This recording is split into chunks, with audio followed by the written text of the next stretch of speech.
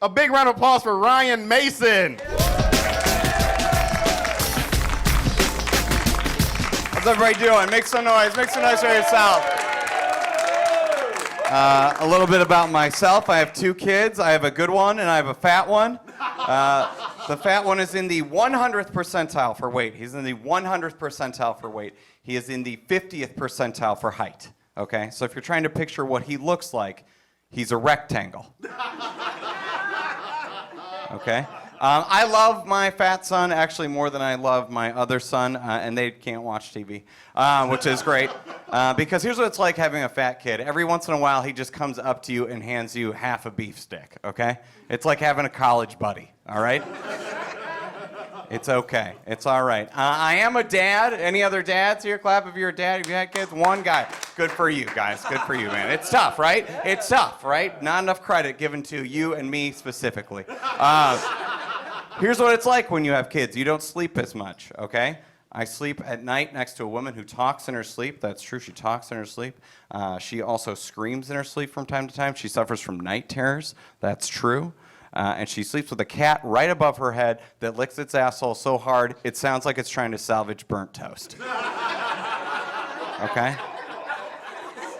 It's tough. It's a tough scene. My wife, she suffers from night terrors. That's absolutely true. But we've been married long enough where I'm used to it now.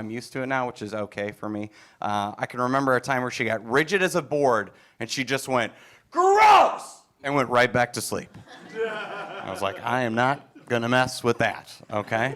The next day she came up to me and she said, "Hey, by the way, I had a sex dream about you last night." And I'll take it. Trying to stay married, you guys. Trying to stay married. Absolutely. I love having kids because they keep you on your toes. They absolutely do say the darndest things. They keep you on your toes. My son, I was putting him to bed at night, and he asked me, "Hey, Dad, how come all of my stuffed animals don't have penises?" And I had to ask him, "Son, do some of your stuffed animals have penises?"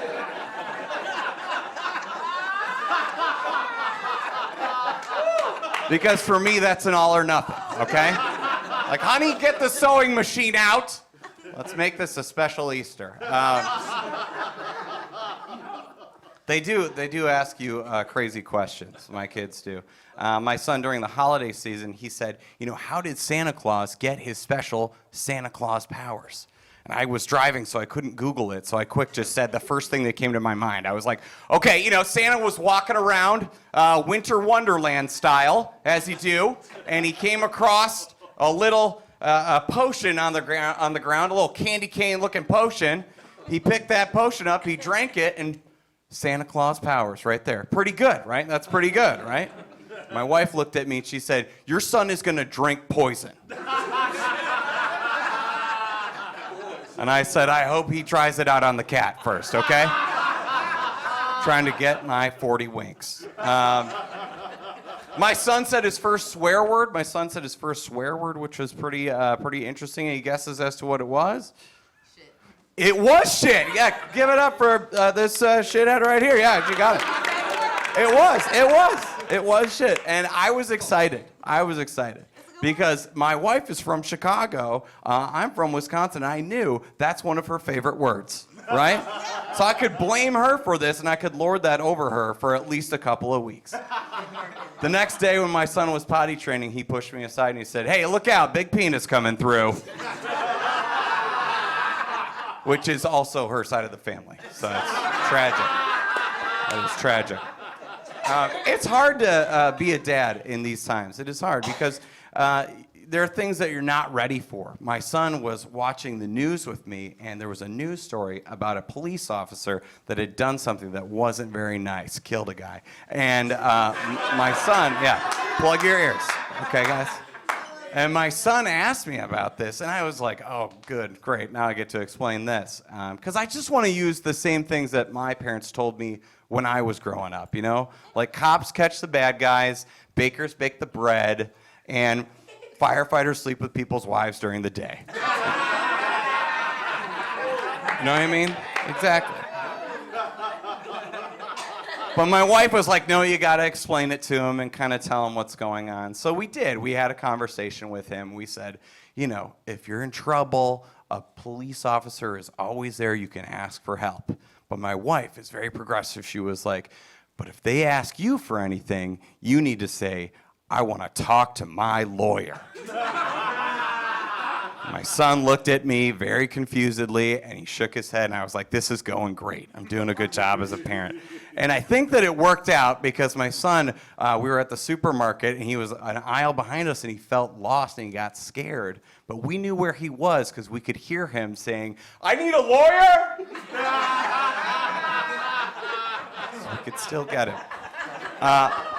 I am from Wisconsin, that is true. Clap if you've been to your neighbor to the north. Yeah, we love it up there. Yes, you guys have eaten cheese. You guys all look kind of backed up, a little bloated up in this. Yeah, for sure. Me too. Every day of my life. I love traveling throughout Wisconsin because it's one of my favorite places, and I always discover something new about my home state. This summer, I was traveling through Door County, Wisconsin, which, if you don't know, this is what we do in Wisconsin when we don't have a map, okay? And Door County is this little part that sticks off the end of it, right? It's Wisconsin's penis, and I was right at the tippy top of it with my kids, and we were playing outside in the yard, having a great time. And all of a sudden, something unexpected happened. A porcupine walked out of the woods. And I got nervous and scared, so I just started yelling at my kids. I was like, porcupine, get inside! Porcupine, porcupine! And then I realized my kids don't know what the fuck a porcupine is. So I started yelling anything I could think of from Peppa Pig. I was like, get inside, there's a little needle bear. There's a knife dog out there. Get inside. And eventually my kids did get inside. And I was like, good job, Father of the Year, right here, okay? Because usually I'm the type of dad, I don't know if you're like me, but I'm the type of dad who is a let it go dad, okay? I'm a let it go dad. If my kid picks up a chicken nugget right out of the oven and is about to take a bite, I let him do that, okay? Because he's only going to do it once. You know what I mean? If my kid's about to take a drink of my brandy old fashioned, I let him go for that too, right? Maybe he'll shut the fuck up for a little while, right? But you can't do that with porcupines. You can't. Right? Because I can't introduce him at preschool and say, like, okay, he might only have one eye, but I defy you to find another preschooler who knows more about not touching porcupines than this little cyclops. Get in there and make a friend, all right? I do love traveling for comedy. My comedy career is going really well. I recently traveled to comedy hotbed rural Indiana. I did a show in a place that wasn't quite as cool and dynamic as this place.